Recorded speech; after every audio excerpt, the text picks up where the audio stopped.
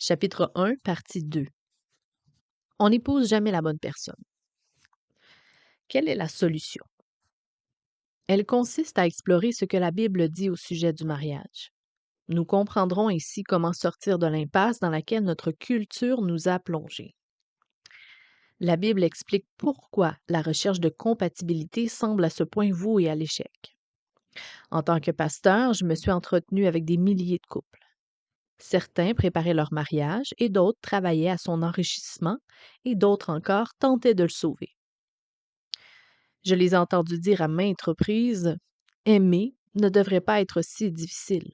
L'amour devrait surgir naturellement. » Ma réponse est toujours plus ou moins la même.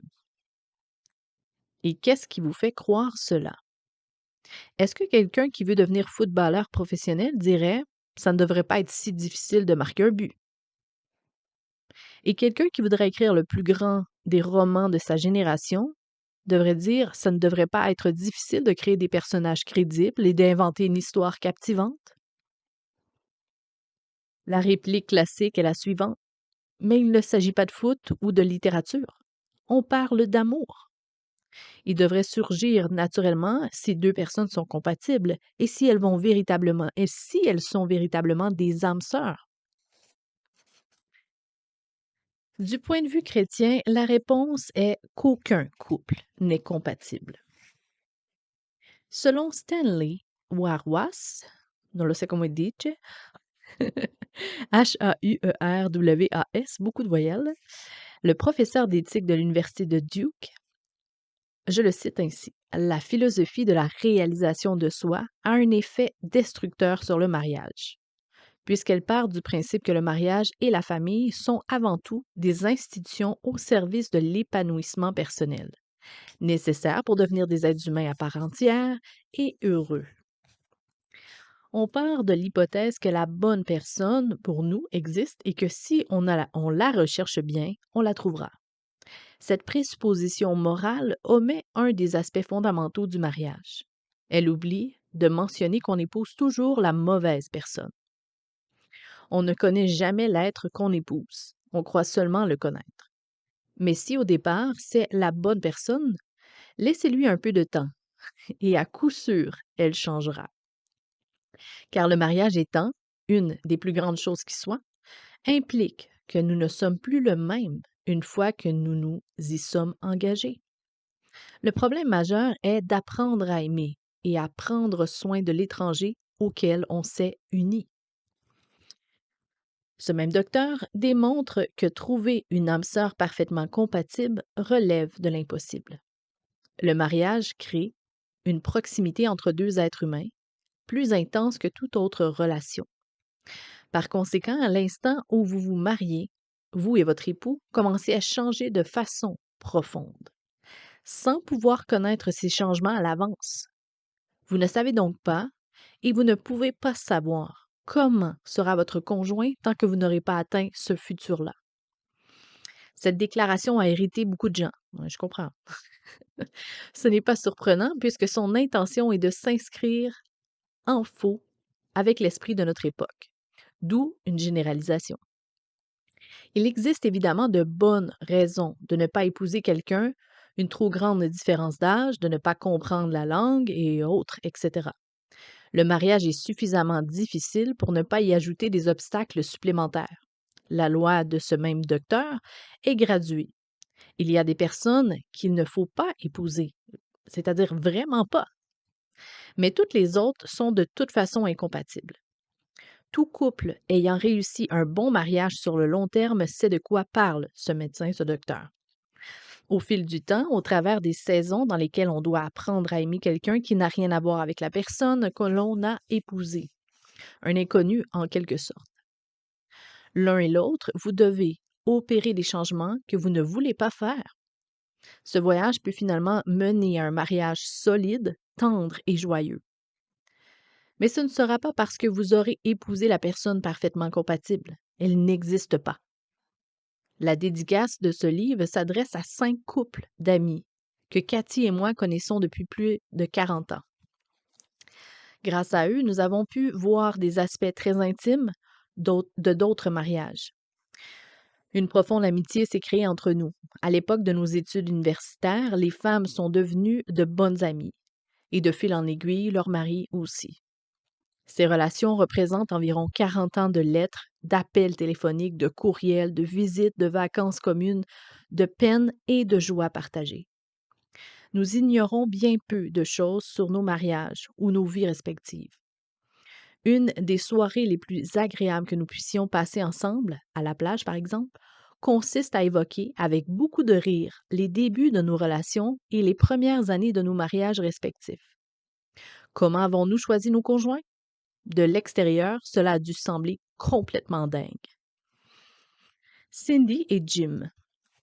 Elle était élégante, élevée dans la tradition grecque orthodoxe, discrète, rêveuse et grecque. Jim était plein d'entrain, chamailleur, rigolo et bâtisse.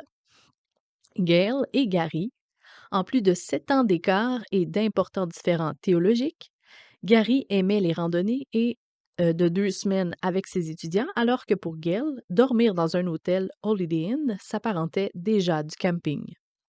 Louise et David, elle était diplômée en histoire de l'art et en littérature anglaise et est restée fidèle à sa confession de protestante réformée. David était pasteur laïque dans une assemblée de Dieu. Il rêvait, voyons, c'est ça, il réveillait tout son dortoir avec des chants de louanges. Wayne et Jane, elle le voyait comme de l'or pur, brut, caché sous un physique de joueur de hockey, alors elle le connaissait être un snob du Sud. Doug et Adèle, elle était une globe-trotteuse et une missionnaire chevronnée, et lui, un jeune collaborateur au InterVarsity Fellowship du groupe biblique universitaire. Elle venait de vivre une séparation douloureuse avec un homme qui s'appelait aussi Doug. La veille de leur mariage, Adèle s'est assise en larmes au pied de leur lit, se demandant si elle faisait le bon choix. Elle témoigne aujourd'hui notre mariage a commencé aux portes du doute de l'enfer et de l'enfer, mais il se trouve aujourd'hui aux portes du paradis. Et bien sûr, nous deux.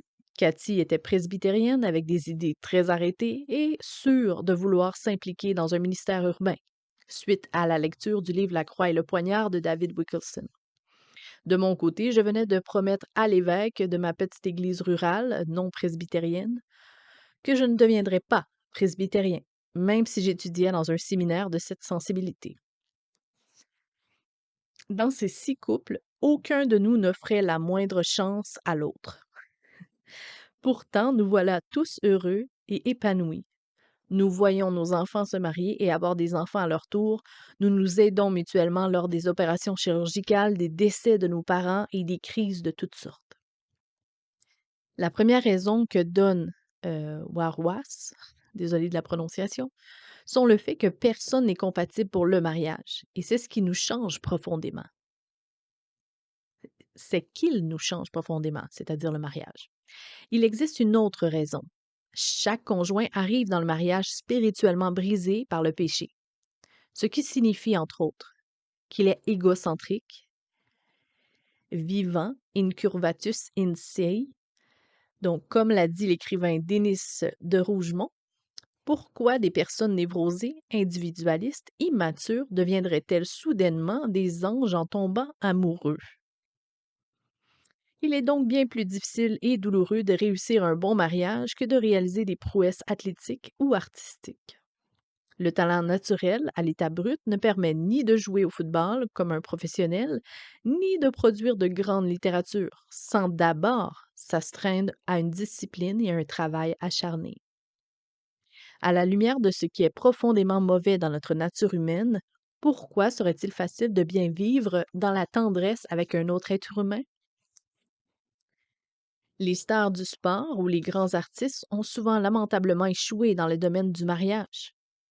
La doctrine biblique du péché explique pourquoi le mariage, plus que toute autre chose bonne et importante de ce monde déchu, est si difficile et douloureux. La romance apocalyptique. Le monde moderne exacerbe la difficulté du mariage en l'écrasant sous le poids de ses attentes impossibles et quasi cosmiques. Selon Ernest Becker, auteur et lauréat du prix Pulitzer, La culture moderne a créé le désir de la romance apocalyptique. Il fut un temps où nous attendions du mariage et de la famille amour, soutien et sécurité. Mais pour le sens de la vie, l'espoir en l'avenir, le cadre moral et notre identité, nous nous tournions vers Dieu et l'au-delà. Aujourd'hui, notre culture nous enseigne que personne ne peut être sûr de ces choses, si toutefois elles existent. Donc, soutient Baker, quelque chose doit combler le vide et souvent, ce quelque chose, c'est l'amour romantique. Nous nous attendons à ce que les relations sexuelles et le romantisme nous offrent ce que nous avions l'habitude de recevoir par la foi en Dieu. Il écrit: l'amant devient l'idéal divin qui remplit la vie de l'autre. Tous les besoins spirituels et moraux se centrent alors sur un individu. En un mot, l'objet de son amour devient Dieu. L'homme aspire à un toi lorsque s'effondre la grande communauté religieuse que Dieu régit, pardon. Après tout, que cherchons-nous lorsque nous élevons notre partenaire au rang de Dieu? Nous voulons la rédemption, rien de moins. En tant que pasteur, j'ai entendu des centaines de plaintes faisant état de relations difficiles et d'amour perdu. L'histoire de Jeff et Sue en est un exemple caractéristique. Jeff était grand et beau, le genre de compagnon dont Sue avait toujours rêvé. Il était bavard, elle était timide et discrète en public. Elle aimait donc la prestance avec laquelle il dirigeait la conversation lors de réunions. Et Sue était résolue et orientée vers l'avenir. Jeff avait tendance à vivre le moment présent. Avec leurs différences, ils semblaient se compléter à la perfection. Intérieurement, Sue était étonnée que quelqu'un d'aussi attirant ait pu tomber amoureux d'elle. Et Jeff, de son côté, était content d'avoir trouvé une fille en adoration devant lui, alors que tant de femmes lui avaient reproché son manque d'ambition. Après un an de mariage, Sue ne voyait plus dans l'éloquence de Jeff que de l'égocentrisme et une incapacité à écouter. Elle vivait son absence de plan de carrière comme une amère déception.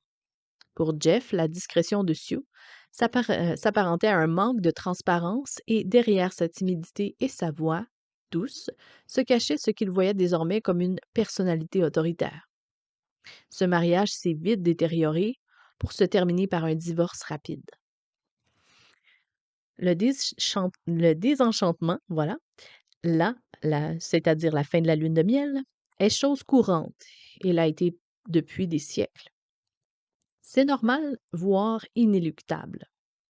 Toutefois, la profondeur de la désillusion ressentie par les gens à notre époque est un phénomène nouveau, tout comme la vitesse à laquelle les mariages se désagrègent. De nos jours, quelque chose intensifie cette expérience naturelle et la rend toxique. Il s'agit de l'illusion qui nous fait croire que si nous trouvons notre véritable et unique âme sœur, tout ce qui va pas chez nous sera guéri. Cela transforme l'être aimé en Dieu. Aucun humain ne peut être à la hauteur d'une telle attente. Pourquoi alors ne pas se débarrasser du mariage, cet objet culturel, d'un autre temps, comme le suggèrent certains? Nos contemporains sont des individus libres et autonomes. Nous avons vu à quel point la famille, les organisations religieuses, les États et nations, toutes les institutions sociales humaines fondamentales ont été des instruments de pression. L'ère du mariage est peut-être terminée. Depuis les années 1970, on a beaucoup prédit l'agonie du mariage en tant qu'institution. Plus récemment, la presse a publié les résultats d'une étude de Pew Research Center montrant que près de 40% des Américains pensent que le mariage devient archaïque. Un des acteurs du film Monogamie a dit lors d'une interview: dans ce pays, on a plus ou moins échoué avec le mariage et on cherche trop à protéger cette institution sacrée, mais elle est en faillite. Il est temps de créer un nouveau modèle. Une profonde ambivalence. Le mariage semble être en voie de disparition. Et c'est en tout cas l'impression générale. Malgré cela, ses détracteurs n'en sont pas tout à fait convaincus et ils se contredisent. Pour citer deux exemples typiques, j'évoque Contre l'amour, la déroute des sentiments de Laura Kipnis, édition de Table Ronde 2004, et Mariage, dossier confidentiel, l'ère post-romantique des femmes à tout faire, des enfants rois, des conjoints à la libido en berne et des couples rebelles qui réécrivent les règles. De Pamela Haag, édition Harper, 2011. Les deux auteurs passent beaucoup de temps à démontrer que le mariage traditionnel est étouffant et qu'il est pratiquement impossible d'en trouver un qui soit durable et réellement heureux. Pourtant, ils finissent par mentionner presque à contre-cœur qu'il faut le conserver, mais rester très ouvert à des relations sexuelles et à des rencontres en dehors du mariage. Elissa Strauss, dans sa critique du livre de Madame Haag pour le magazine Slate, réplique en disant que l'auteur ne fournit aucune preuve que ces pionniers des relations non monogames se portent mieux que les autres. En effet, les couples rebelles, entre guillemets, décrits par Haag, qui étaient mariés, ont eu des aventures ou ont flirté sur Internet, ont fait le constat d'expériences décevantes, voire nuisibles à leur mariage. Finalement, conclut Strauss, la loyauté dont Haag fait preuve à l'égard du mariage est d'autant plus surprenante qu'elle ne fait que le démolir. Cela résume joliment l'ambiguïté actuelle des détracteurs du mariage face à cette institution. Il existe peu d'arguments sérieux, voire aucun, pour conforter la thèse actuelle d'une société viable sans mariage. Même les critiques de la monogamie doivent admettre au moins de façon pragmatique qu'on ne peut vivre sans. Cela provient en partie de la recherche expérimentale en pleine croissance à laquelle nous nous référons dans ce chapitre. Les preuves s'accumulent concernant le mariage traditionnel et exclusivement monogame.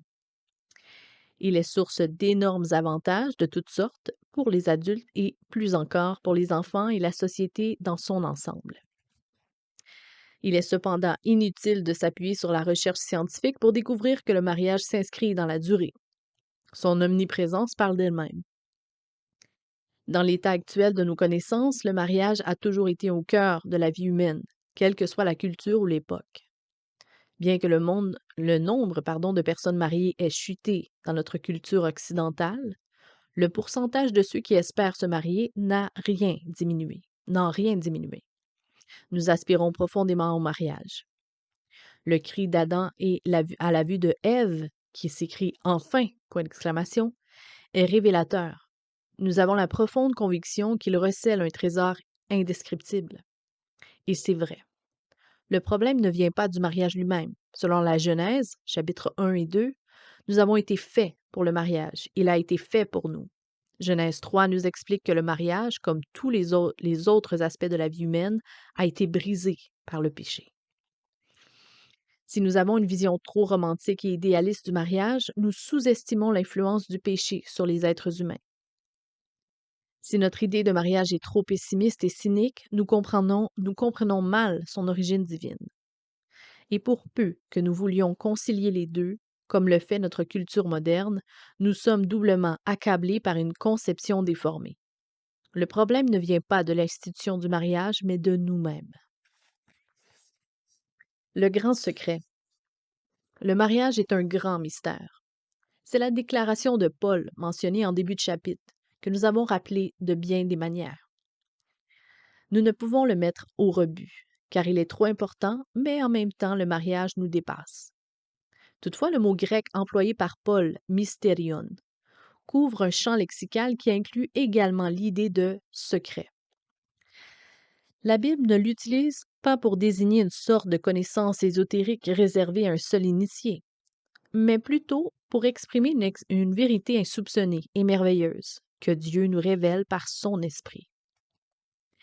Paul utilise ce mot ailleurs en se référant à d'autres révélations du plan du salut de Dieu dans l'Évangile. Mais dans Éphésiens 5, de façon surprenante, il applique au mariage ce terme riche de sens. Au verset 31, il cite la fin du récit du premier mariage dans la Genèse. L'homme quittera son père et sa mère pour s'attacher à sa femme, et les deux ne formeront qu'une seule chair. Puis il ajoute littéralement ce qui est un méga mystérion, au verset 32, une vérité immense, merveilleuse et profonde qu'on ne peut comprendre qu'avec l'aide de l'Esprit de Dieu. Mais quel est donc le secret du mariage? Paul, pardon, Paul poursuit. Je dis cela par rapport à Christ et à l'Église. Version Colombe. Il fait écho à sa déclaration au verset 25. Vous, Marie, aimez vos femmes comme le Christ a aimé l'Église. Il a donné sa vie pour elle. Bref, le secret, entre guillemets, n'est pas dans le mariage en lui-même, mais constitue le message appelant les maris à faire pour leurs femmes ce que Jésus a fait pour nous amener à l'union avec lui. Et qu'a-t-il fait? Jésus a donné sa vie pour nous. Jésus, le Fils, bien qu'il soit égal au Père, a renoncé à sa gloire et a revêtu notre nature humaine. Philippiens 2, verset 5. Bien plus, il est allé volontairement à la croix pour payer le salaire de nos péchés. Il a ôté notre culpabilité et notre condamnation afin que nous puissions être unis à lui. Romains 6, 5. Et revêtir ainsi sa nature. 2 Pierre 1, verset 4. Il a renoncé à sa gloire et à son pouvoir pour devenir un serviteur. Il est mort à ses propres intérêts pour se préoccuper à la place de nos intérêts et besoins. Romains 15, versets 1 à 3.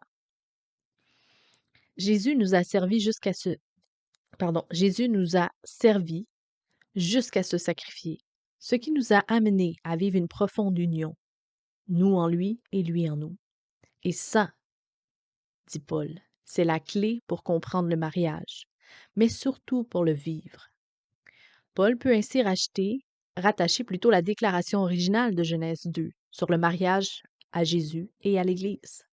Comme l'a dit un commentateur, Paul a vu qu'au moment où Dieu concevait le mariage originel, il songeait déjà à Christ et à l'Église. Voici l'un des grands desseins que Dieu a prévus pour le mariage, représenter la relation entre Christ et son peuple racheté à jamais.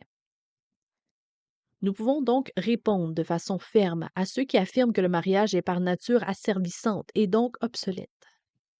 Dans Philippiens 2, Paul nous dit que le Fils de Dieu n'a pas profité de son égalité avec le Père, mais qu'il a révélé sa grandeur par sa volonté de devenir le serviteur du Père. Il est allé à la croix, mais le Père l'a ressuscité d'entre les morts. Ceci nous montre le caractère de Dieu. Le Père, le Fils et le Saint-Esprit ne se manipulent pas les uns les autres pour arriver à leur fin. Il n'y a ni conquête ni de l'unité par la diversité, ni diversité par l'unité. Les trois ne font qu'un, et le un est trois. Mais nous ne pouvons pas rester là. Dans Éphésiens 5, Paul nous montre que même sur terre, Jésus n'a pas utilisé son pouvoir pour nous opprimer, mais a tout sacrifié pour nous amener à l'unité, à l'union avec lui. Cela nous fait penser de la philosophie à une application personnelle et concrète. Si Dieu pensait à l'évangile du salut par Jésus en fondant le mariage, cela signifie que le mariage ne fonctionne, entre guillemets, que lorsqu'il est au plus près du modèle de l'amour sacrificiel de Dieu incarné par le Christ. Paul répond ainsi à l'objection du caractère oppressif et contraignant du mariage. Il combat également l'idée que les exigences du mariage sont trop élevées. Il y a tant à faire, nous ne savons pas par où commencer. Commence par ceci, dit Paul. Fais pour ton conjoint ce que Dieu a fait pour toi. Par Jésus. Le reste suivra. Voilà le secret. L'évangile de Jésus et le mariage s'expliquent l'un par l'autre. Quand Dieu a inventé le mariage, il pensait déjà à l'œuvre salvatrice de Christ. Rejetons les fausses opinions. Nous devrions rejeter l'alternative que nous proposent les deux modèles du mariage, traditionnel et contemporain. Le but du mariage est-il de renoncer à ses propres intérêts pour le bien de la famille ou au contraire de les défendre pour son épanouissement personnel? La conception chrétienne ne propose pas de choix entre les deux. Elle offre plutôt l'épanouissement mutuel grâce au sacrifice mutuel. Jésus a donné sa vie et il est mort à lui-même pour nous sauver et nous faire siens. Nous nous donnons à notre tour, nous mourons à nous-mêmes, tout d'abord lorsque nous nous repentons et croyons à l'Évangile. Puis, lorsque nous nous soumettons à sa volonté jour après jour. Nous placer sous son autorité nous apporte une sécurité totale. puisqu'il a déjà montré qu'il était prêt à aller en enfer et à en venir pour nous, et en revenir pour nous. Le savoir chasse nos craintes de prendre notre identité en nous soumettant par amour.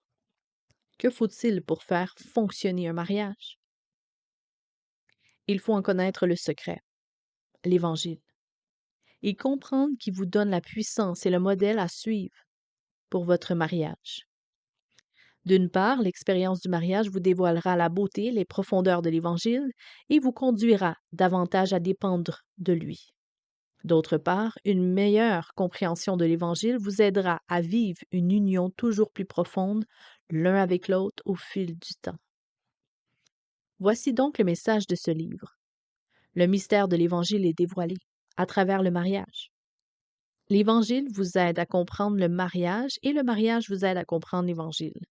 Le mariage est le principal vecteur de l'Évangile pour renouveler en profondeur votre cœur et transformer votre vie. La raison pour laquelle le mariage est si douloureux et pourtant merveilleux, c'est parce qu'il reflète l'Évangile qui est en même temps douloureux et merveilleux. Voici le message de l'Évangile. Nous sommes bien plus pécheurs et imparfaits que nous n'oserions l'avouer. Mais nous sommes également bien plus aimés et acceptés en Jésus-Christ que nous n'oserions l'espérer. Il s'agit du seul genre de relation susceptible de nous transformer réellement. L'amour sans la vérité est sentimental. Il nous soutient et nous réconforte, mais nous maintient dans le déni, quant à nos défauts. La vérité, dépourvue d'amour, n'est que dureté, dans la mesure où on ne peut vraiment entendre l'information donnée. Mais l'amour salvateur de Dieu en Christ se démarque à la fois par une honnêteté absolue concernant notre identité et par un engagement tout aussi absolu et inconditionnel envers nous. Ce dernier est miséricordieux et nous permet d'affronter la vérité nous concernant et de nous repentir. La conviction de péché et la repentance nous poussent à nous accrocher à la grâce et à la miséricorde de Dieu, source de repos. Les périodes difficiles de la vie conjugale nous poussent à connaître davantage cet amour transformateur de Dieu. Dans le cadre d'un bon mariage, nous en ferons en plus l'expérience sur le plan humain. L'Évangile peut remplir nos cœurs de l'amour de Dieu et nous aider à gérer les manques d'amour de notre conjoint. Cela nous libère du regard critique concernant ses péchés et ses défauts, ainsi que du besoin d'en parler. Cela nous permet de continuer de l'aimer et de l'accepter tel qu'il est. Et quand, par la puissance de l'Évangile, notre conjoint ou conjointe ressent cet amour honnête et attentif, il peut, le moment venu, amorcer le changement dans sa propre vie. Voilà le grand secret. Avec l'Évangile, nous recevons à la fois la puissance et le modèle nécessaires à l'aventure du mariage. Mais il reste bien des choses à dire sur leur fonctionnement. Revenons donc à Éphésiens 5 afin d'approfondir notre compréhension de ce grand secret.